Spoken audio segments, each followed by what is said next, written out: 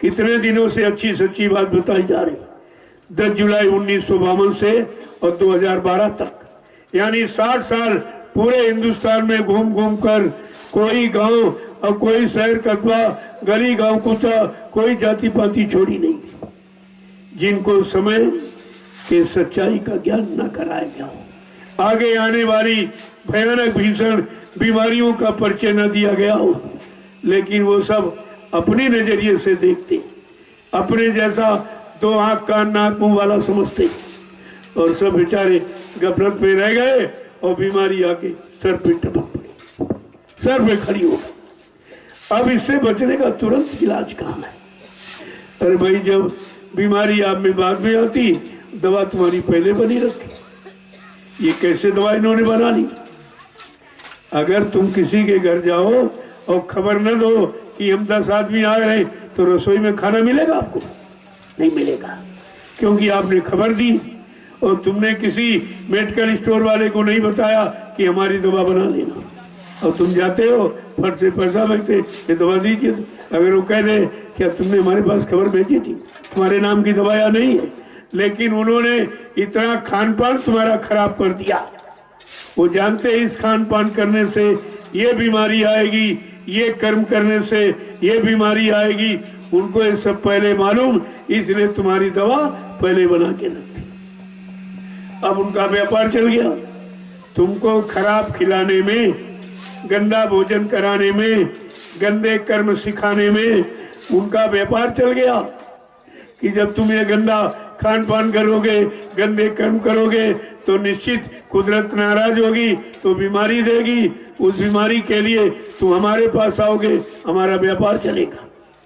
उनका व्यापार चल रहा, तुम्हारा सुधार हो रहा, तुम्हारा उनके व्यापार से सुधार हो रहा। कोई बीमारी जा रही है, उधर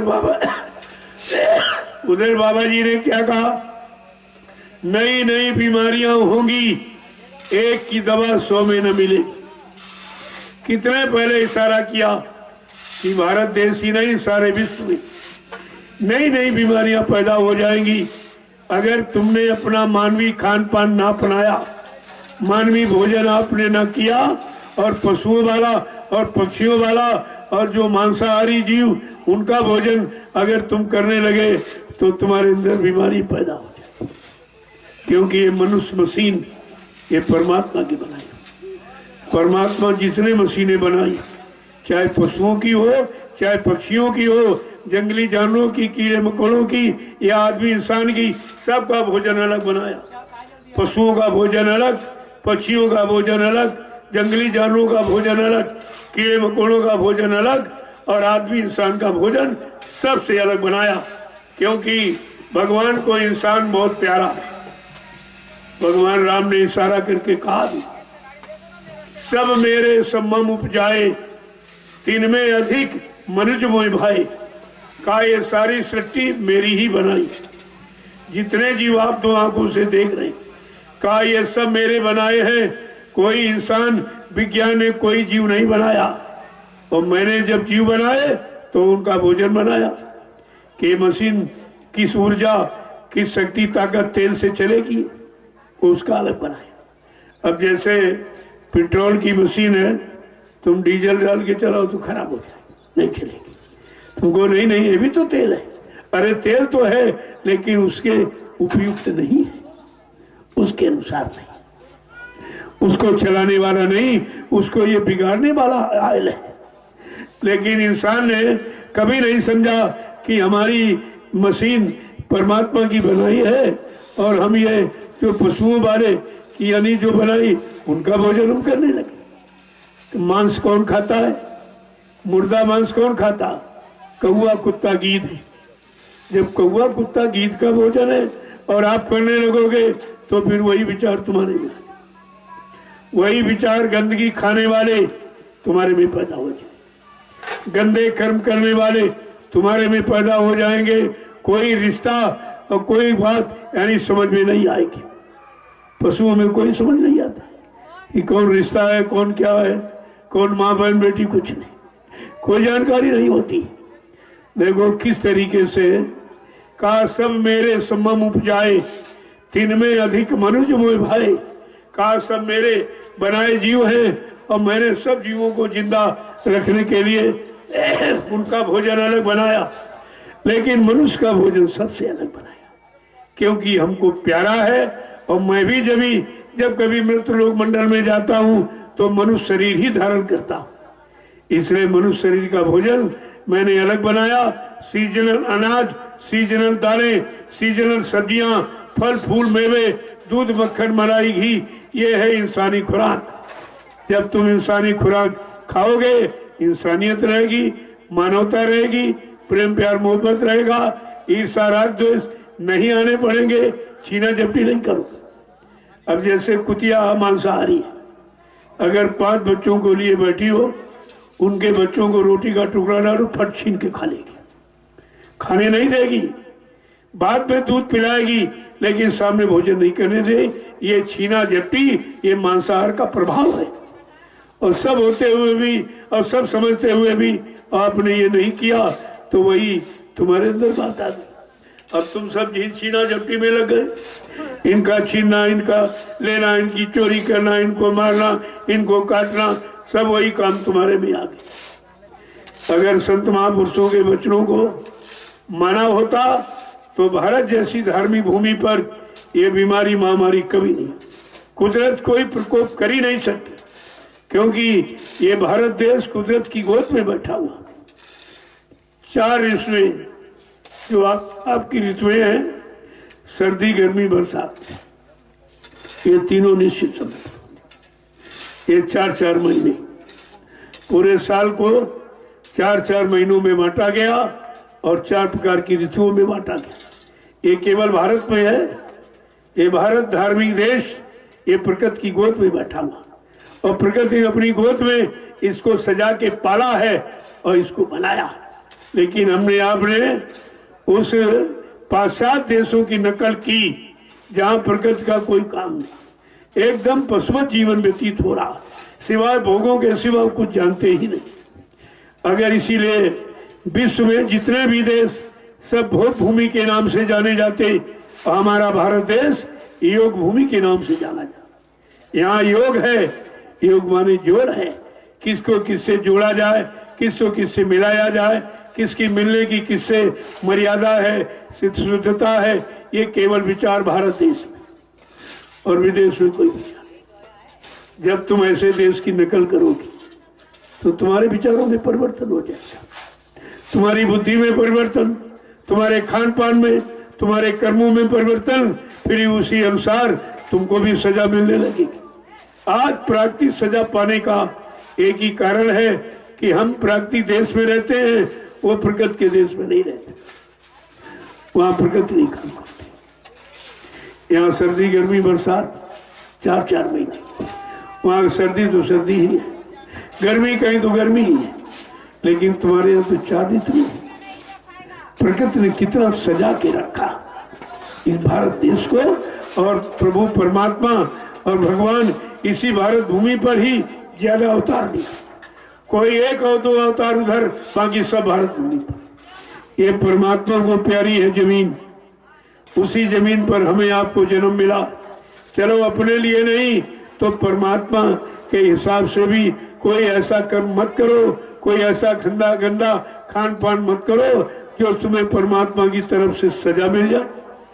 लेकिन आपने माना कुछ नहीं माना, देख लो क्या स्थिति, अभी क्या जो आगे होने वाली है। अगर अभी आपने सलाह न मानी, अभी वक्त है गुनाहों से तुम तौबा कर लो, फिर न कहना कि हमने सुना था पैगाम नहीं। अभी तुम्हारे बचने बचाने का समय थोड़ा है, अगर उसे मान लो, अपने आप को मोड़ लो और गंदे खान पान से हट जाओ तो कोई बीमारी तुम्हारे पर प्रकोप नहीं करेगी। जय गुरुदेव,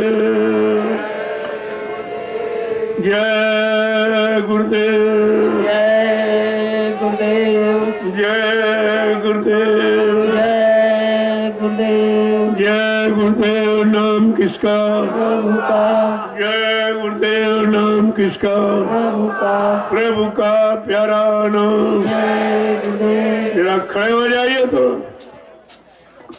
वो पीछे वाले भी नहीं खड़े। तो तुम खड़े नहीं हो पा रहे तो चलोगे कब? चलोगे नहीं तो पहुंचोगे कब? अरे कम से कम ये खड़ा होना क्यों कहा जा रहा, बैठना क्यों कहा जा रहा, झुकना क्यों कहा जा रहा, ये शरीर की 3 स्थितियां क्यों बताई गई? कि खड़े हो किसी अच्छे काम को करने के लिए, बैठो भजन पूजन की, झुको वहां जहां कुछ मिले। ये तीनों चीजें अगर 3 स्थितियों को समझा होता तो आज ये मानव समाज खराब नहीं होता। खराबी का कोई प्रश्न ही नहीं है। लेकिन जब शरीर की स्थितियां आप नहीं समझ पाए हो तो फिर आत्मा की स्थिति कैसे समझे? वो तो बहुत दूर की बात है। इसलिए देखो कितनी बड़ी भीड़ आ गई।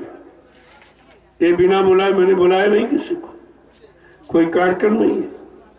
जब बिना कार्यक्रम के बिना बुलाए इतने आ गए, अगर कोई कार्यक्रम रख दिया जाए और सबको कह दिया जाए तो यहाँ नीमसार में जगह नहीं मिलेगी, यहाँ जगह ही नहीं मिलेगी।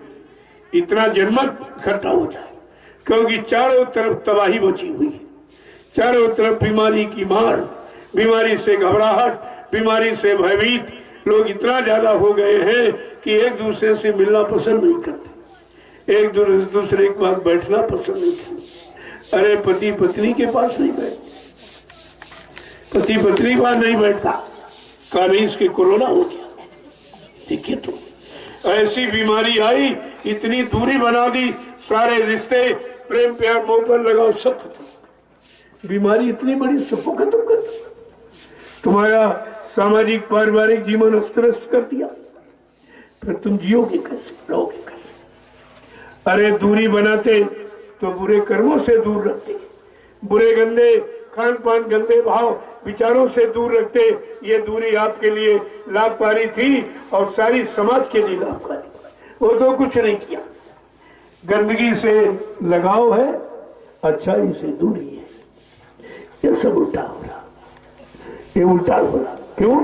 जब जैसी हो तबिता तब तैसी मति होए, और काल रे की ले को मेट सके नहीं कोई। अब वो होना है जो आपने किया है, होनी उसी को कहते हैं। अपने कर्मों का फल, कर्मों का परिणाम, कर्मों का जजमेंट ये होनी कहलाता है। जो जो आपने किया है उसका परिणाम निश्चित है, उसे बिना संत महापुरुषों के कोई मेट नहीं सकता। जिनको आप अवतारी शक्ति कहते हो उनके बारे में तो लिखा, होनी होनहार बलवान, इसे कोई मत मानो झूठी, गई मंथरा पास के कई, पिला गई बूटी, और राम लखन बनवास सिधारे, दे राजा दशरथ की छूटी, इसे कोई मत मानो झूठी। पर नारी के हेतु रावणा, नियत करी खोटी, परिणाम क्या हुआ, लंकगढ़ सोने की टूटी, इसे कोई मत मानो झूठी। कहा इसे कोई टाल नहीं सकता है। दूसरा शब्द प्रयोग किया, कर्म गति, कर्मों की गति को कोई मिटा नहीं सकता। कर्म गति टारे नाई टरी, गुर वशिष्ठ से पंडित ज्ञानी, जिन सोधि के लगन धरी, और सीता हरण और मरण दशरथ को, और बनहुम विपद पड़ी, कर्म गति टारे नाई टरी। जिनको आपने भगवान माना वो भी कर्मों की गति से अलग नहीं हो पाए। कर्मों की गति से कौन हटाएगा, कौन अलग करेगा, कौन माफी दिलाएगा। कहा संत लेख पर मेख मारे, मेटे अंक कुंग भाल के, जो ब्रह्मा ने कलम चढ़ा दी, हमारे आपके पाप उन कर्मों की सजा और लाभ देने की। कहा वो संत महापुरुष सेवा में लगाकर और उनके कर्मों के को सफाई करा देते, वो कर्मों की गति को टाल सकते, बाकी अधिकार किसी को नहीं। और समय मिला लेकिन हमने उसे लाभ नहीं मिला, हम लाभ नहीं मिला, समय तो मिला लेकिन लाभ नहीं मिला, क्योंकि हम उनसे जुड़ नहीं पाए, उनके वचनों से अपने आप को जोड़ नहीं पाए, अपने आप को मिला नहीं पाए, गंदगी से हटा नहीं पाए। तो भी जो अच्छा समय था वो भी बुराई में बदल गया। जय गुरुदेव, जय गुरुदेव, जय गुरुदेव। नाम किसका? प्रभु का प्यारा नाम, जोर से बोलो, सब मिल बोलो।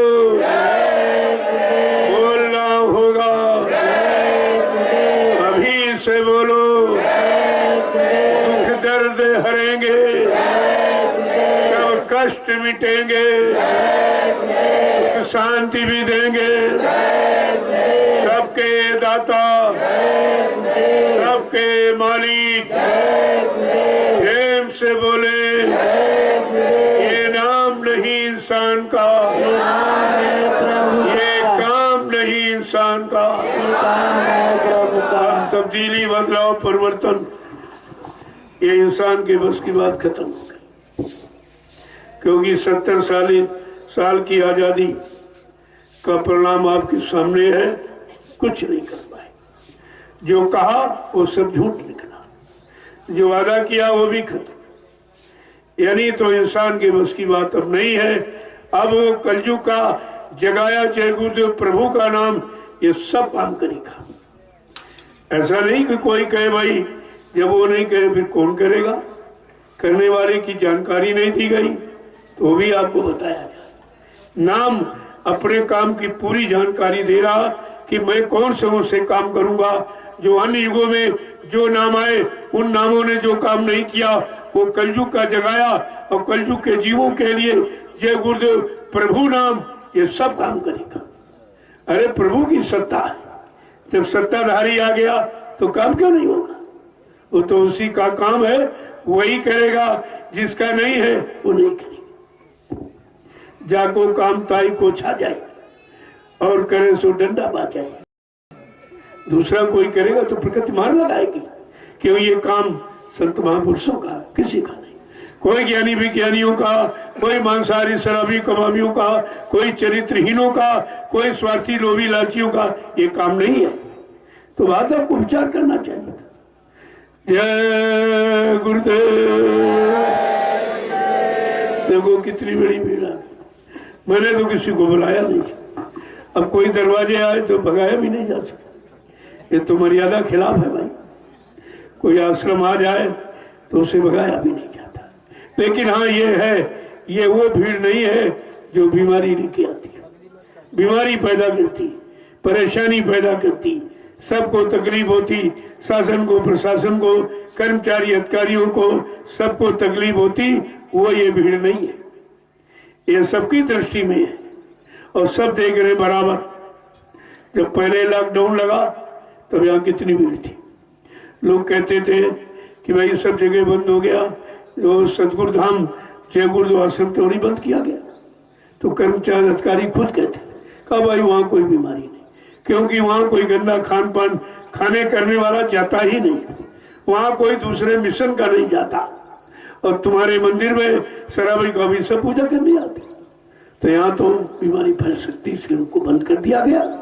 लेकिन ये नहीं, और ये सबके हित का संदेश, सबके भले का, बीमारी दूर करने का ये संदेश यहाँ से हो रहा।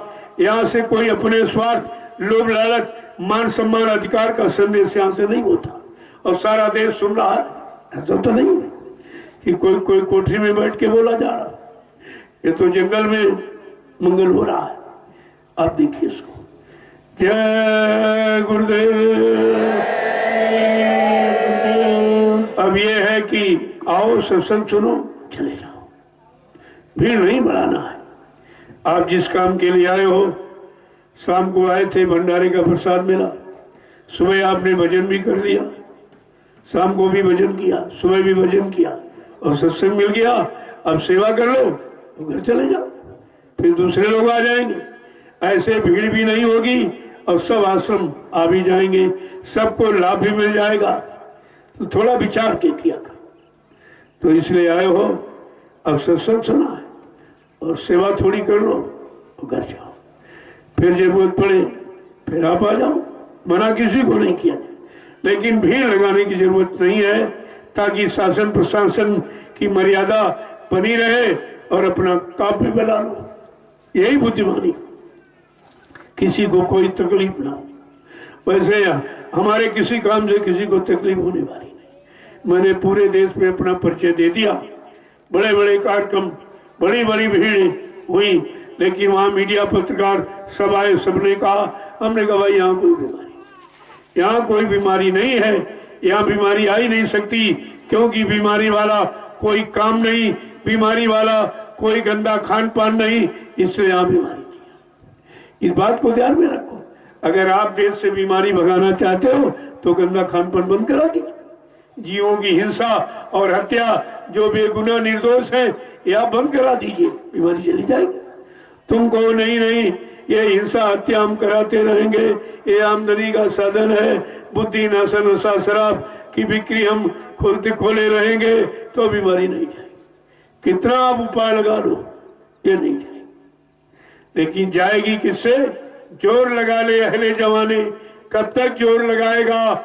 और जग में जय गुरुदेव का झंडा ये लहर लहर लहराएगा।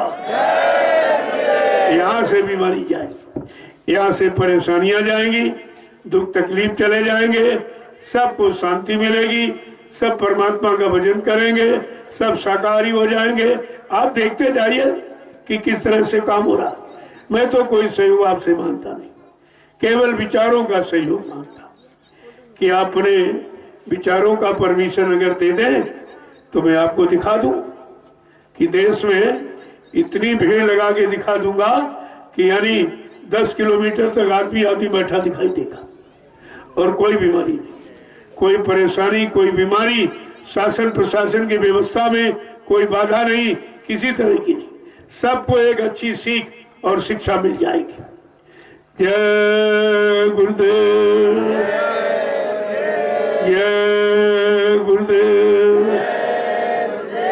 जय गुरुदेव। नाम किसका? प्रभु का प्यारा नाम।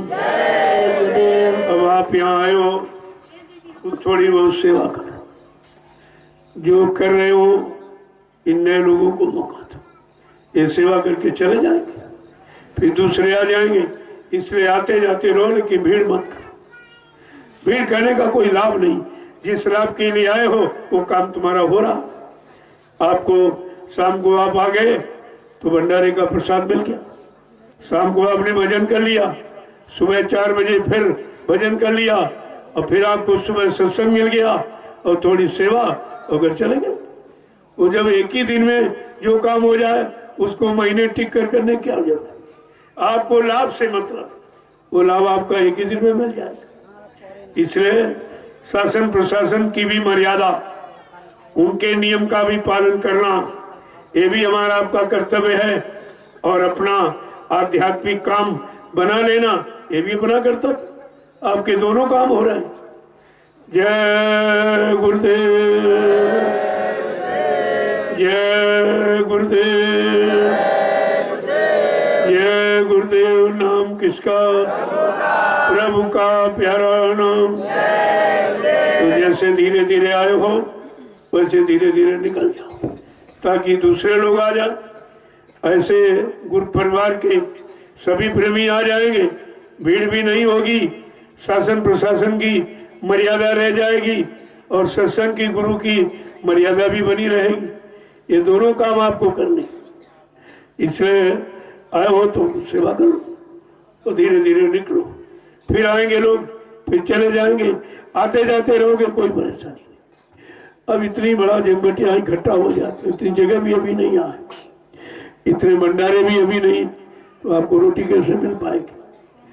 क्योंकि कोई अगर कार्यक्रम होता तो मैं परमिशन नहीं करता, मैं तो बगैर परमिशन का भी नहीं करता। हिंदुस्तान में मैं ही ऐसा व्यक्ति हूं जो बिना शासन प्रशासन के परमिशन के मैं कोई कार्यक्रम करता ही नहीं। यह है मर्यादा शासन प्रशासन की, आचार संहिता की, पूरी मर्यादा का ध्यान रखते हैं। ऐसा नहीं है, जहां जहां परमिशन मिला कार्यक्रम हुआ। अभी आपने देखा झारखंड में होली मिलन महोत्सव और मुक्ति दिवस, 2 विशाल कार्यक्रम, कितनी बड़ी भीड़ थी, कितने प्रांतों के लोग आए, लेकिन किसी तरह की कोई परेशानी नहीं, कोई परेशानी नहीं, कोई शासन प्रशासन को परेशानी नहीं। क्योंकि मैं ऐसा कोई काम करता ही नहीं हूं जो शासन प्रशासन की व्यवस्था में, कर्मचारी अधिकारियों की व्यवस्था में कोई बाधा पड़े, मैं वो काम नहीं करता। जय गुरुदेव। अब आप चलिए, थोड़ी सी सेवा कर लो और प्रसाद दोपहर का लेकर धीरे धीरे निकलो। क्यों कोई कार्यक्रम नहीं है, ना मैंने कार्यक्रम करने की अभी बात कही, ना मैंने किसी को बुलाया, अब जब बिना बुलाए इतने आ गए, बुला दिया जाएगा तो कितने आ जाएंगे? ये खुद ही आप इस पर विचार कीजिए।